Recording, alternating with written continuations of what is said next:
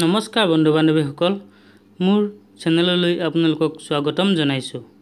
বন্ধু বান্ধৱীসকল, মোৰ এই নতুন আহিবলগীয়া ভিডিঅ'বোৰ পাবৰ বাবে ছাবস্ক্ৰাইব কৰি কাষতে থকা বেল বুটামটো টিপি দিব, যাতে মই আপলোড কৰা ভিডিঅ'বোৰ আপোনাৰ মোবাইলত নটিফিকেশ্যনৰ দ্বাৰা পাই গৈ থাকে।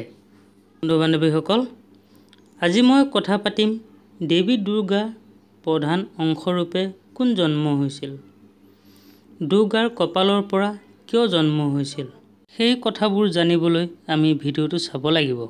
গতিকে আহক আমি ভিডিঅ'টো আৰম্ভ কৰোঁ। বন্ধু বান্ধৱীসকল, দুৰ্গাৰ প্ৰধান অংশৰূপে কালীৰ জন্ম হয়। সেয়ে আদিমা প্ৰকৃতি। যি কালত শুম্ভ নিশুম্ভ যুদ্ধ হয়, তেতিয়া দুৰ্গা কপালৰ পৰা কালীৰ জন্ম হয়। তেজে গুণে কালী দেৱী দুৰ্গাৰ সমান উদ্দীপ্ত, কোটি সূৰ্যসম জ্যোতি, তেওঁক যোগসিদ্ধি বুলি সকলোৱে কয়। এইগৰাকী গুণৱতী কৃষ্ণৰ একান্ত ভক্তা, সবাংশে কৃষ্ণৰ সমান। তেওঁ কৃষ্ণক সদায় আৰাধনা কৰে।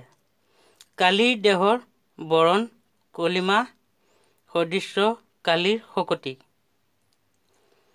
তেওঁ নিমিষতে ব্ৰহ্মাণ্ড নাশ কৰিব পাৰে। যদি কালীমা দেৱীৰ ভক্তি সহকাৰে পূজা কৰে, তেনেহলে ধৰ্ম অৰ্থ কাম মোক্ষ লাভ কৰে। বন্ধু বান্ধৱীসকল, মোৰ এই ভিডিঅ'টো চাই কেনে পালে? যদি ভাল পাইছে, লাইক কৰিব, শ্বেয়াৰ কৰিব আৰু ছাবস্ক্ৰাইব কৰিব। আজিলৈ ইমানকে কৈ মোৰ চেনেলৰ পৰা বিদায় লৈছোঁ। ধন্যবাদ।